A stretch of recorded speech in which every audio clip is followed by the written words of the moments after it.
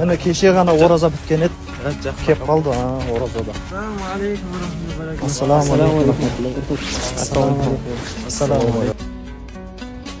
Әке байқадыңыз ба? Жамағаттың бәрі танып амандасып жатыр ғой маған.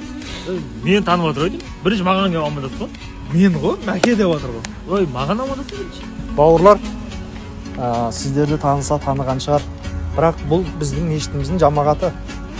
Бұл кісілер мешітке келе жатқаннан кейін пайғамбарымыз саллаллаху алейхи вассаламның мына хадисіне амал етіп келе жатқан шығар.